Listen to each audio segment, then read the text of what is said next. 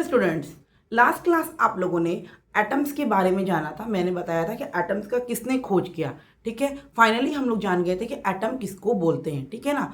आज हम लोग जानेंगे लॉज ऑफ केमिकल कॉम्बिनेशन के बारे में, जो दो बहुत इंपॉर्टेंट लॉज हैं हम लोग के लिए, अभी से लेकर के आपको आखिर तक समझ में यूज होगा। ठीक है ना। तो दो लॉज है और इस लॉज को हम लोगों ने दिया था, एंटोनी लेवेज़ियर ने दिया था, और वो लॉज है हमारा laws of conservation of mass और लॉज ऑफ कांस्टेंट प्रोपोर्शन।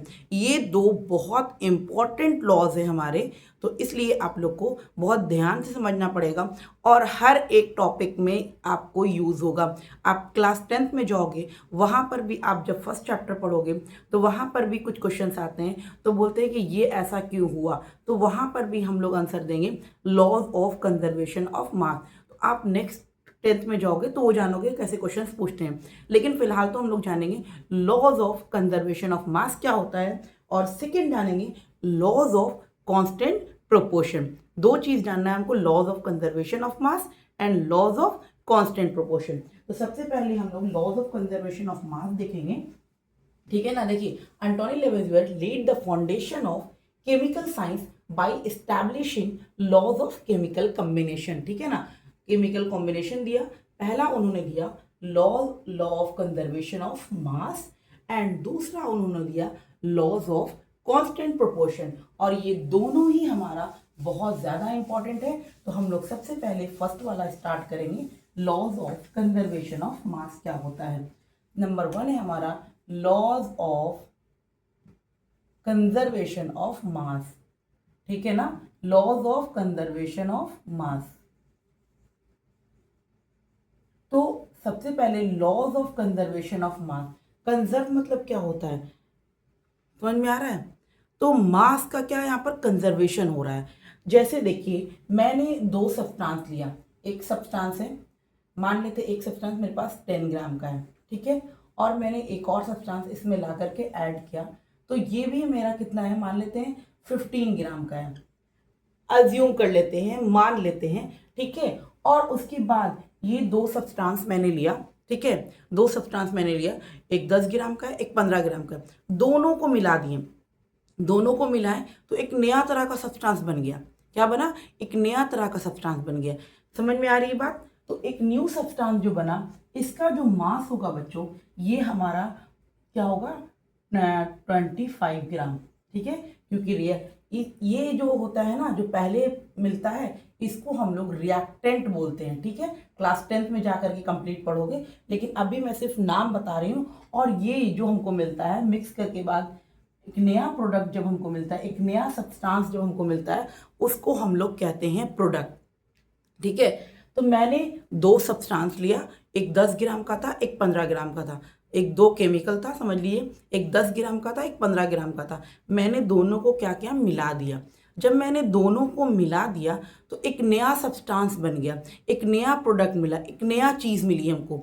तो नई चीज़ मिली तो उसका जो वेट होगा, जो वज़न होगा, जो पहले मैंने लिया था उसके बिल्कुल भी बराबर होगा। इन दोनों का वज़न देखिए 25 ग्राम है, और इसका भी वेट कितना हुआ, 25 ग्राम। तो यही होता है, इसको हम लोग रिएक्टेंट बोलते हैं, यानी कि अभी रिएक्शन हो रहा है, दो केमिकल मिल रहा है, इसीलिए हम लोग इसको रिएक्टेंट बोलते हैं। और दोनों मिल करके एक नया सब्सटेंस जब देता है तो उसको हम लोग प्रोडक्ट बोलते हैं। ये रिएक्टेंट और प्रोडक्ट जो है कंप्लीट लेक्चर्स आपको 10th में पढ़ना है, लेकिन इसका नाम जानना ज़रूरी था यहाँ पर, क्योंकि यहाँ पर अभी मैंने क्वेश्चंस कराना है, तो उसमें आपको रिएक्टेंट और प्रोडक्ट वर्ड का यूज़ करेगा। ठीक है ना। तो रिएक्टेंट और प्रोडक्ट वर्ड का यूज़ करने की वजह कर मैं आपको यहाँ पर रिएक्टेंट और प्रोडक्ट के बारे में बता दिया कि रिएक्टेंट क्या होता है और हमारा प्रोडक्ट क्या होता है। आई होप कि आप लोग को रिएक्टेंट और प्रोडक्ट समझ में आ गया। तो देखो बच्चों, laws of conservation of mass ये बोलता है कि जो रिएक्टेंट का मास है वो हमेशा सेम रहेगा प्रोडक्ट के मास का। ऐसा नहीं है कि यहाँ पर 25 ग्राम था और यहाँ पर 10 ग्राम हो जाएगा, या कुछ कम हो जाएगा, या कुछ ज़्यादा हो जाएगा, ऐसा नहीं होता है। ठीक है ना। तो laws of conservation of mass बोलता है mass can neither be created not destroy in a chemical reaction. जब दो सब्सटेंस को केमिकली रिएक्ट करवाते हैं तो उसमें जो दो सब्सटेंस आपस में मिलता है, ऐसा नहीं हुआ कि रिएक्शन में जो चीज़ बनी वो प्रोडक्ट से बिल्कुल अलग थी, ऐसा नहीं हो सकता है। जस्ट एग्जांपल्स मैं आपको लेती हूँ। जैसे मैंने H2 लिया, हाइड्रोजन प्लस ऑक्सीजन, ठीक है ना। हाइड्रोजन का रिएक्शन किसके साथ करवा रहे हैं? ऑक्सीजन के साथ। हम लोग को क्या मिलता है बच्चों? वाटर मिलता है, H2O मिलता है, ठीक है ना। तो रिएक्शन से पहले भी हाइड्रोजन है, रिएक्शन के बाद भी हाइड्रोजन है, रिएक्शन से पहले भी ऑक्सीजन है और रिएक्शन के बाद भी ऑक्सीजन है। यानी कि ना ही कोई सब्सटेंस, जैसे यहाँ पर हाइड्रोजन था, ऐसा नहीं हुआ कि रिएक्शन के बाद हमको नाइट्रोजन मिला या फिर सल्फर मिला या कुछ अलग सब्सटेंस मिला, ऐसा नहीं है। जो चीज़ हम रिएक्टेंट के लिए लेंगे उसी का प्रोडक्ट हमको मिलेगा। समझ में आ रही है बात? और जितना मास रहेगा, मान लेते हैं इन दोनों का मास अगर 10 ग्राम है, तो ये वाटर बन करके भी इसका मास कितना रहेगा? 10 ग्राम ही रहेगा। समझ में आ रही है बात? Laws of conservation of mass ये बोलता है कि दो सब्सटेंस अगर वो रिएक्ट कर रहा है तो प्रोडक्ट जो बनेगा, जो नया प्रोडक्ट बनेगा, उसमें ना ही कोई नया सब्सटेंस आएगा और ना ही उसका मास बढ़ेगा ना मास घटेगा। जितना था रिएक्शन से पहले, रिएक्शन के बाद भी उतना ही रहेगा। यही होता है laws of conservation of mass. आप लोग को समझ में आ गया? जस्ट मैंने एग्जाम्पल लिया H2 और O2, क्या दिया हम लोग को? H2O दिया। रिएक्शन से पहले हाइड्रोजन और ऑक्सीजन था, देखिए रिएक्शन के बाद भी हमको क्या दिया? हाइड्रोजन और ऑक्सीजन ही दिया।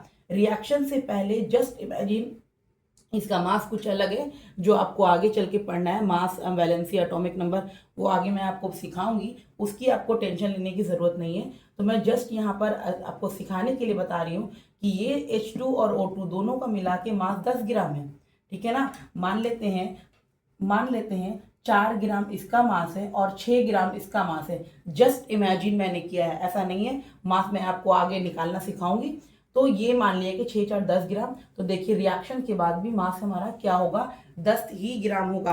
इसका मतलब हुआ कि laws of conservation of mass बोलता है mass can neither be created not destroy in a chemical reaction. यानी कि रिएक्शन से पहले आप जो लोगे, रिएक्शन के बाद आपको वही मिलेगा, बट एक नया सब्सटेंस मिलेगा, एक नया केमिकल मिलेगा, एक नया प्रोडक्ट मिलेगा, लेकिन उस प्रोडक्ट में हर चीज़ सेम होगा। जैसे मैंने H2 और O2 को रिएक्ट करवाया, रिएक्शन के बाद हम लोग को क्या दिख रहा है? H2 और O2 ही है ना, ऐसा तो नहीं है SO2 बन गया, ऐसा तो नहीं ना हुआ। रिएक्शन से पहले भी हाइड्रोजन था, रिएक्शन के बाद भी हाइड्रोजन है। रिएक्शन से पहले भी ऑक्सीजन था, रिएक्शन के बाद भी ऑक्सीजन है। रिएक्शन से पहले भी दोनों का मिला के मास 10 ग्राम था, रिएक्शन के बाद भी एक नया प्रोडक्ट बना, यहाँ पर हाइड्रोजन और ऑक्सीजन था, दोनों मिलकर एक नया प्रोडक्ट दिया, तो भी उसका मास क्या हो गया? सेम हो गया। यही होता है हमारा laws of conservation of mass. इसको किन्होंने दिया था? एंटोनी लेवोइजियर ने दिया था, याद रखिएगा, ठीक है। हम लोग यहाँ पर कुछ पॉइंट लिखेंगे। आई होप कि आप लोग को समझ में आया होगा। Laws of conservation of mass इतना इंपॉर्टेंट है कि आप 10th में भी जाओगे तो आपका फर्स्ट ही चैप्टर में इसमें इस्तेमाल होने वाला है। Mass can neither be created nor destroy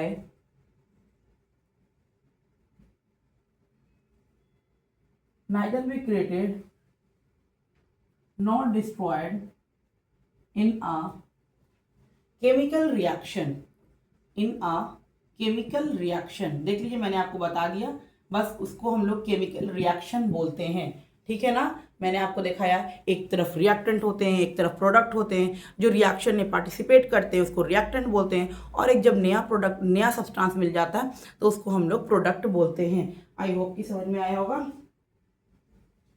total mass, the total mass of the reactant, total mass of the reactant,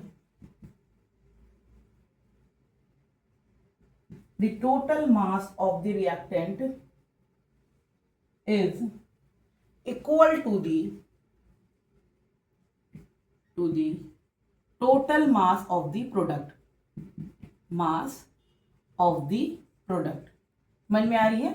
यानी कि रिएक्टेंट से पहले जितना भी मास होगा रिएक्टेंट के बाद भी उतना ही मास होना है. Mass can neither be created not destroy in a chemical reaction. The total number of mass, total mass of the reactant is equal to the total mass of the product. कोई नई चीज मैंने नहीं लिखी, जो बताया आपको यहां पे लिख लेंगे. This law was given by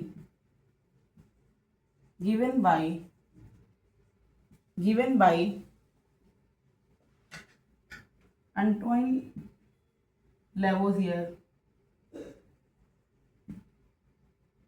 in 1774, who is known as the father of chemistry. Father of modern chemistry भी कर सकते हैं या सिर्फ केमिस्ट्री भी कर सकते हैं, ठीक है ना. फादर ऑफ मॉडर्न केमिस्ट्री कर लीजिए, ठीक है. तो इन्होंने दिया था laws of conservation of mass को. In fact laws of constant proportion को भी इन्होंने दिया था. कब दिया था? 1774 में इन्होंने laws of conservation of mass को दिया था. इसीलिए इनको फादर ऑफ मॉडर्न केमिस्ट्री भी कहा जाता है. समझ में आ गया ये पॉइंट आपको. अब हम लोग थर्ड पॉइंट में चलते हैं, ठीक है. अब इसका हम लोग थर्ड पॉइंट थोड़ा लिख लेंगे. एग्जाम में भी आता है what is laws of conservation of mass, give example. तो ध्यान में रखिएगा, एग्जाम्स में क्वेश्चंस आते हैं इससे.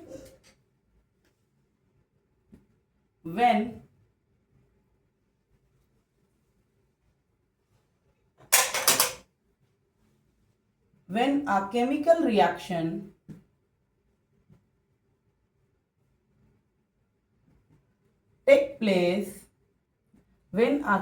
reaction takes place,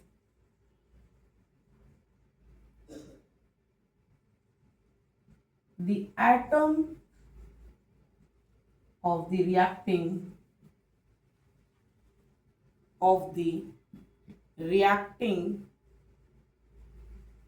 the atoms of the reacting element rearrange to form new product. समझ में आई बात? ये बात को मैंने बताया है. जैसे मैंने कार्बन लिया प्लस ऑक्सीजन लिया, ठीक है. तो ये हमको क्या देता है? कार्बन डाइऑक्साइड दे रहा है. तो क्या हो रहा है? जब केमिकल रिएक्शन हो रहा है, ये हमारा क्या हो गया? इसको हम लोग रिएक्टेंट बोलते हैं. क्या बोलते हैं? रिएक्टेंट. और इसको हम लोग प्रोडक्ट बोलते हैं. तो जब केमिकल रिएक्शन होता है तो केमिकल रिएक्शन में क्या होता है? जो element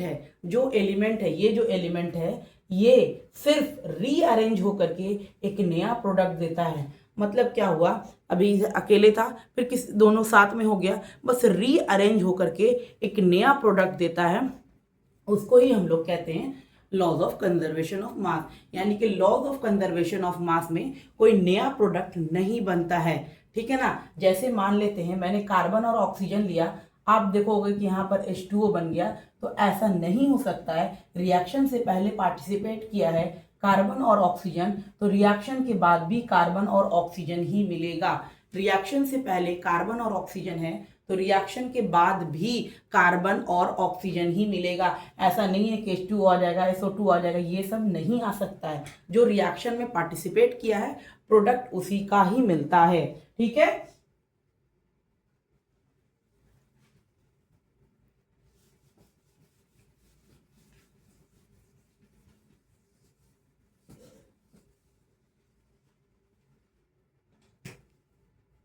No atoms is lost or gained during chemical reaction.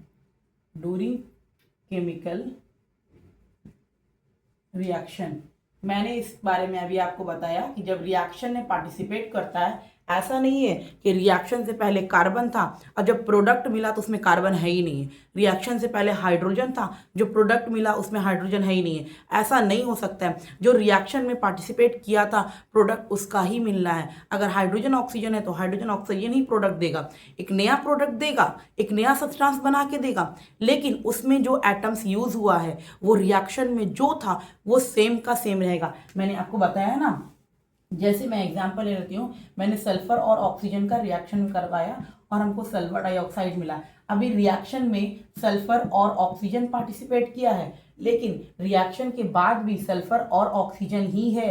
ऐसा नहीं होगा कि ये रिएक्शन के बाद कुछ और मिल जाए, CO2 H2O ये कुछ मिल जाए, ऐसा नहीं हो सकता है। जो रिएक्शन में पार्टिसिपेट किया है वही प्रोडक्ट देगा। ना कोई लॉस्ट होता है और ना ही किसी का गेन होता है। ऐसा भी नहीं कोई आ जाए और ऐसा भी नहीं होता है कि कोई चला जाए। समझ में आ रही बात? तो रिएक्शन से पहले भी जो एटम रहेगा रिएक्शन के बाद भी वही रहता है।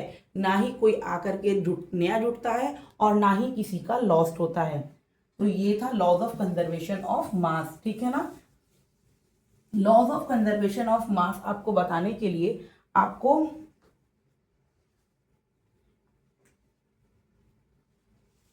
तो क्या हम लोग फाइनली क्या पढ़ें?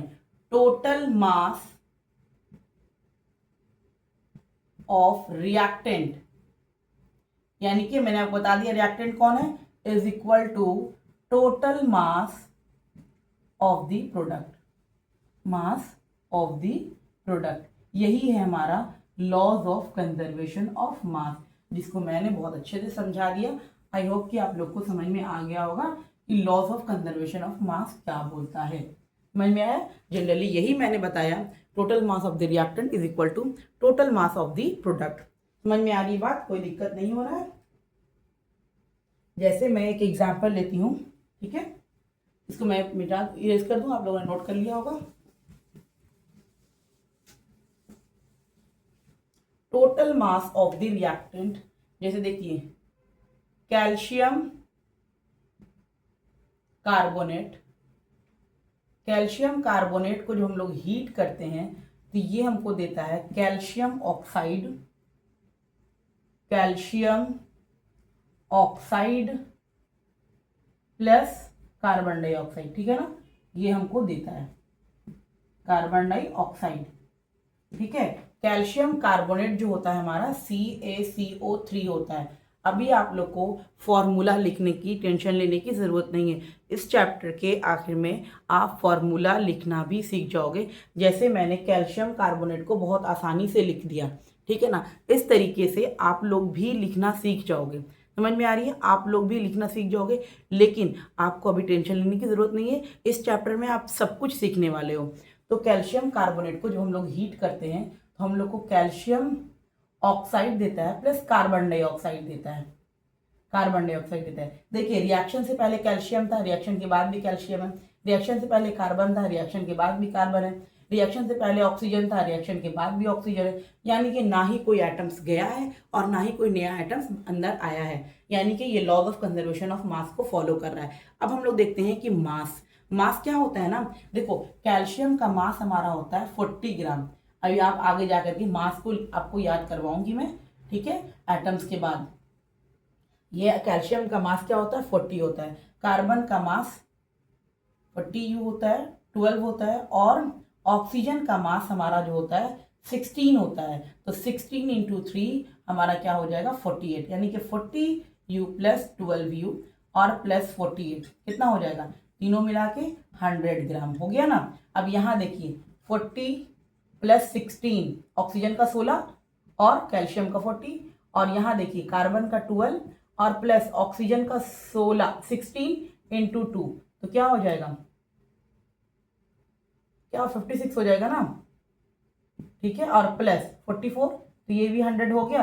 तो आप देखिए रिएक्शन से पहले हर एक एटम और रिएक्शन के बाद वही एटम है। रिएक्शन से पहले कैल्शियम था, रिएक्शन के बाद कैल्शियम है, कार्बन था, कार्बन है, ऑक्सीजन था, ऑक्सीजन है, यानी कि ना ही कोई नया एलिमेंट आया या कोई गया, ऐसा कुछ नहीं हुआ। उसके बाद मास की बात आई तो मैंने मास निकाल के दिखाया कि रिएक्शन से जो पहले मास है वो 100 ग्राम है और रिएक्शन के बाद भी जो मास है वो 100 ग्राम है। इसका मतलब कि ये इक्वेशन जो है laws of conservation of mass को फॉलो कर रहा है। अब रही बात मास निकालने की, तो अभी आगे आप लोग एटॉमिक नंबर और एटॉमिक मास प्लस वैलेंसी सब कुछ निकालना सीखोगे। उसके लिए आपको टेंशन लेने की बिल्कुल भी ज़रूरत नहीं है। ठीक है, आई होप कि आपको laws of conservation of mass समझ में आ गया होगा। और भी एग्जाम्पल्स हैं तो और एग्जाम्पल्स आप लोग करिएगा, आप लोग एनसीईआरटी के एग्जाम्पल्स करिएगा, लेकिन हम लोग उसको और एग्जाम्पल्स करवाएंगे कब, जब हम लोग ये मास को याद कर लेंगे। ठीक है, अब हमारा नेक्स्ट जो है वो है लॉज ऑफ कांस्टेंट प्रोपोर्शन। इसका और भी एग्जाम्पल है जो हम लोग करेंगे, लेकिन हम लोग पहले मास नंबर याद कर लेंगे, उसके बाद हम लोग वैलेंसी देख लेंगे, एटॉमिक नंबर देख लेंगे। उसके बाद अगर हम लोग इस पे ज़्यादा से ज़्यादा एग्जाम्पल्स करेंगे तो आप खुद करोगे, मैं उसको नहीं करूँगी, आप करके देखोगे तो आपको अच्छे से समझ में आएगा। ठीक है ना। अब हम लोग जाएंगे लॉज ऑफ कांस्टेंट प्रोपोर्शन, जो दूसरा था हमारा laws of constant proportion, laws of constant proportion. ठीक है ना, लॉज ऑफ कांस्टेंट प्रोपोर्शन हम लोग देखेंगे क्या होता है। लॉज ऑफ कांस्टेंट प्रोपोर्शन क्या बोलता है, जैसे आपने वाटर लिया H2O, तो H2O का जो रेशियो होता है, H2O हमेशा 2 एटम्स हाइड्रोजन के होंगे और इसमें हमेशा 1 एटम्स ऑक्सीजन के होंगे। ठीक है ना, 1 एटम्स ऑक्सीजन के होंगे, यानी कि H2O कब बनता है, जब 2 एटम हाइड्रोजन का लेंगे और 1 एटम ऑक्सीजन का लेंगे, तभी मेरा H2O बनेगा, तभी मेरा वाटर बनेगा। अब ये H2O आप कहीं से पानी ला रहे हो, आप समुद्र से पानी लाओ, चाहे आप नदी से पानी लाओ, चाहे आप बॉटल में पानी रखो, चाहे आप घर का पानी इस्तेमाल करो, कहीं का भी वाटर होगा, कोई भी पानी है तो जिसमें हाइड्रोजन और ऑक्सीजन का रेशियो हमेशा सेम होगा, हमेशा सेम होगा। यानी कि 2 एटम्स हाइड्रोजन के होंगे तो 1 एटम्स ऑक्सीजन के होंगे। हमेशा आप कहीं का भी यूज़ करो, लॉज ऑफ कांस्टेंट प्रोपोर्शन यही बोलता है कि जो उसका आइटम का प्रोपोर्शन है वो हमेशा सेम होगा, कभी वो चेंज नहीं हो सकता है, कभी वो चेंज नहीं हो सकता है। चाहे आप वो दुनिया के किसी कोने से भी लाओ, आपको उसका जो रेशियो होगा हमेशा सेम होगा। यही बोलता है laws of constant proportion, laws of constant proportion. ठीक है, चलिए हम लोग इसको लिख लेंगे, laws of constant proportion. Laws of constant proportion ज़्यादा टफ नहीं है, बस सिंपल सा याद रखना है कि जो रेशियो होता है 2 एटम्स का, जो रेशियो होता है, कोई भी एक कंपाउंड बना हुआ है, कोई भी एक एलिमेंट बना हुआ है, उसका जो रेशियो होता है वो हमेशा सेम होगा। जैसे हम लोग कार्बन डाइऑक्साइड लेते हैं, CO2 लिए, तो यहाँ पर कार्बन का रेशियो, यहाँ पर ऑक्सीजन का रेशियो, ये हमेशा सेम होगा, चाहे ये आपके दुनिया के किसी कोने से भी आया हो, इसका रेशियो क्या होगा, हमेशा हमेशा सेम होगा, कभी ये चेंज नहीं हो सकता है। इसमें क्या होगा, जैसे आपने 12 पार्ट लिया है ऑक्सीजन का, कार्बन का, क्योंकि कार्बन का मास 12 होता है, अभी आगे मैं आपको बताऊंगी, और ऑक्सीजन का मास 16 होता है, तो 16 टू द 32, यानी कि 12:32 में। तो इसको हम लोग सिंपलेस्ट फॉर्म में कर देते हैं,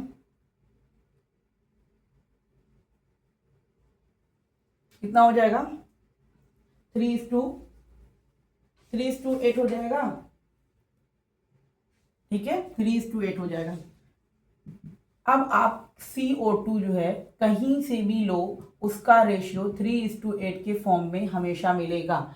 तो यही बोलता है laws of constant proportion. Laws of constant proportion simple सा वर्ड है कि आप जो एक एटम, एक कंपाउंड है, उसमें उसका जो रेशियो है वो हमेशा सेम होगा, चाहे वो आप कहीं से भी यूज़ कर रहे हो। बस यही है कांस्टेंट प्रोपोर्शन। इसलिए इसके बाद आपको टेंशन लेने की ज़रूरत नहीं है कि कांस्टेंट प्रोपोर्शन क्या होता है। कांस्टेंट प्रोपोर्शन हमारा होता है कि एक कंपाउंड है उसमें जो भी एटम यूज़ किया गया है उसका जो रेशियो होगा वो हमेशा सेम होता है, उसका जो रेशियो होगा वो हमेशा सेम होगा, वो चाहे आप दुनिया के किसी कोने से भी लाए हो।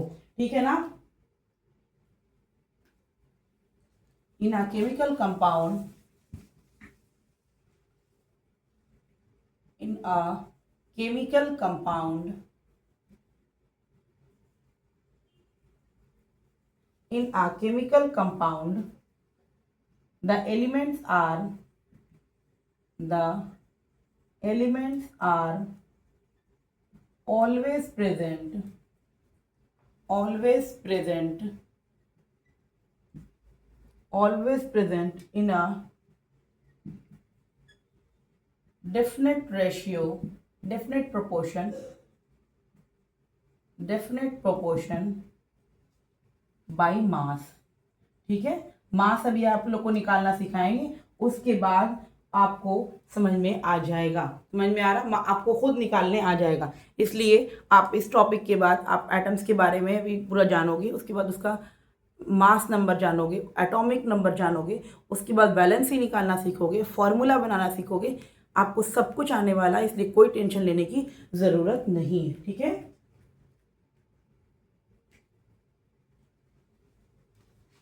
ठीक है।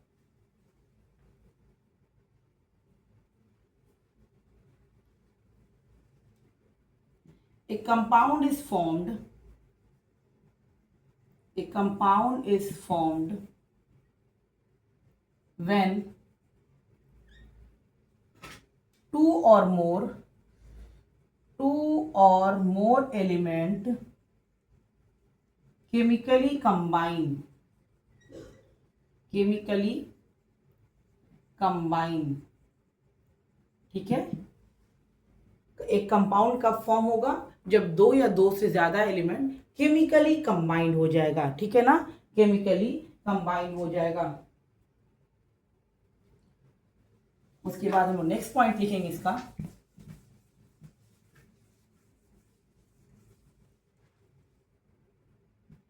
the ratio of the masses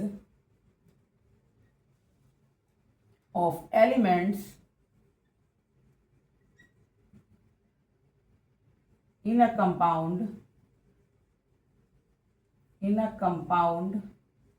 is always same, is always same, is always same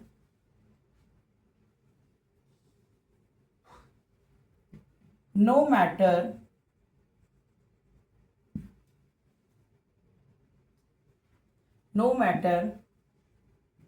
where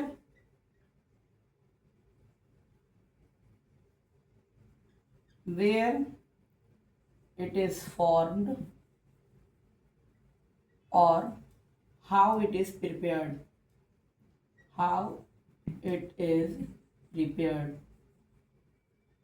ठीक है ना। तो the ratio of the masses of element in a compound is always same no matter where it is formed और how it is prepared. यानी कि laws of constant proportion में क्या होता है कि जो कंपाउंड बना, मैंने आपको इससे बताया कंपाउंड क्या है, तो दो एलिमेंट केमिकली रिएक्ट करके एक नया प्रोडक्ट देता है, उसको हम लोग कंपाउंड बोलते हैं। इसे पहले पॉइंट में मैंने लिखा था। अब उस कंपाउंड में जो रेशियो होगा वो हमेशा सेम होगा, चाहे वो कहीं से भी आया हो, where it is formed and how it is prepared, या वो कैसे बना हो। तो यही होता है हमारा लॉज ऑफ कांस्टेंट प्रोपोर्शन। ठीक है ना, कहीं से भी आया हो और वो कैसे भी प्रिपेयर किया गया हो, उससे कोई मतलब नहीं है। अगर वो H2O है, जैसे मैंने H2O है, आपने इसको लैब में बनाया तो कहा कि नहीं भाई, लैब में जब मैंने बनाया तो हाइड्रोजन का रेशियो ये नहीं रहा, ऐसा नहीं हो सकता है। आप लैब में बनाओ, आप समुद्र से लाओ, आप नदी से लाओ, आप दुनिया के किसी कोने से वाटर लाओगे तो इसका जो रेशियो होगा हमेशा 2:1 ही होगा, कभी ये चेंज नहीं होने वाला है। समझ में आ रहा है। तो यही बोल रहा है, the ratio of the masses of element in a compound is always same no matter where it is formed and how it is prepared। यानी कि नहीं, ये बिल्कुल मैटर नहीं करता है वो कहाँ से आया है और कैसे बना है, वो हमेशा हमेशा 2:1 के रेशियो में हमेशा रहने वाला है। समझ में आ रहा है? कोई दिक्कत नहीं होनी चाहिए आप लोग को। यहाँ पर 2:1 कैसे हुआ बच्चों, मैं दिखा देती हूँ। देखिए ऑक्सीजन का मास क्या होता है 1, तो 1 × 2 2 हो गया, और ऑक्सीजन का मास होता है 16, ठीक है ना। ऑक्सीजन का मास कितना होता है, ठीक है, ऑक्सीजन का मास कितना होता है ये, तो ये कितना हो जाएगा 1:8, ठीक है, 1:8 हो जाएगा ना। देखिए तो 1:8 हो गया हमारा। तो ऑक्सीजन वाटर जो है ये हमेशा 1:8 के फॉर्म में ही रहेगा। आगे ना एक्चुअल में आप निकालना, यानी कि हाइड्रोजन और ऑक्सीजन का जो रेशियो होगा H2O में, वो हमेशा 1:8 होगा। क्यों 1:8 हुआ? क्योंकि हाइड्रोजन का जो मास होता है वो 1 होता है, तो 2 पार्ट उसका डिवाइड लिया गया है, तो इसलिए 2 हो गया। और ऑक्सीजन का जो मास होता है वो 16 होता है, ठीक है ना। एग्जैक्ट जो इसका जो एग्जैक्ट मास था अब मैंने लिख दिया। इससे पहले मैं आपको जस्ट एग्जाम्पल दे रही थी, आपको जस्ट एग्जाम्पल से बता रही थी, क्योंकि मुझे पता है कि आप लोगों को मास नंबर अभी नहीं मालूम है, नहीं याद किए आप लोगों ने, अभी आगे चल के आपको पढ़ना है। तो मैंने जस्ट एग्जाम्पल्स लेके आपको बहुत सारे बताएं, लेकिन यहाँ पर मैंने हाइड्रोजन और ऑक्सीजन का एक्चुअल मास लिख दिए। हाइड्रोजन का मास 1 होता है, तो 2 हाइड्रोजन है, तो 2 हो गया 1 × 2, और ऑक्सीजन का मास जो होता है ये 16 होता है, तो इसको हम लोग सिंपलेस्ट फॉर्म में करेंगे तो 1:8 के फॉर्म में आएगा। यानी कि हाइड्रोजन और ऑक्सीजन का रेशियो 1:8 होता है, चाहे वो वाटर कहीं से भी लाया गया होगा, लैब में प्रिपेयर किया गया हो, समुद्र से लाया गया होगा, कहीं से भी लाया गया होगा, ये रेशियो कभी नहीं चेंज होगा। जब आप मास नंबर सीख जाइएगा तब आप एग्जैक्ट हर चीज़ का वैल्यू निकालना सीख जाइएगा, ठीक है ना। जैसे मैं ले लेती हूँ NH3, ठीक है, NH3 अभी आपको मैं ज़्यादा नहीं बता इसका मास निकालना बताऊंगी, क्योंकि मास निकालने के बाद आप खुद सीखिएगा। तो हम यहाँ पर नाइट्रोजन का जो मास होता है ये क्या होता है 14 होता है, नाइट्रोजन का मास 14 होता है, और हाइड्रोजन का मास कितना होता है 1 होता है, तो 1 × 3, तो 14:3 के फॉर्म में ये ना NH3 अमोनिया को कहते हैं। NH3 आप दुनिया के किसी कोने से भी लाइएगा, इसका रेशियो यही होगा, ये रेशियो चेंज नहीं होगा। अभी आप मास नंबर सीख जाइएगा तो और आपको क्लियरली ये टॉपिक समझ में आएगा। आई होप कि आपको laws of conservation of mass और लॉज ऑफ कांस्टेंट प्रोपोर्शन बहुत अच्छे से समझ में आ गया होगा। यहाँ पर मास को मैंने जस्ट एग्जाम्पल्स लेकर के बताई हूँ, लेकिन जो एग्जैक्ट वैल्यू था अब मैं बता रही हूँ कि हाइड्रोजन जो है 1:8 में फॉर्म में रहता है, तो ये एग्जैक्ट वैल्यू कब आएगा जब आपको मास नंबर याद होगा। अब इस टॉपिक के बाद आप मास नंबर सीखने वाले हो, इसलिए आपको टेंशन लेने की ज़रूरत नहीं है। तो ये इस टॉपिक को अच्छे से कंप्लीट रखिएगा, क्योंकि इंपॉर्टेंट टॉपिक है।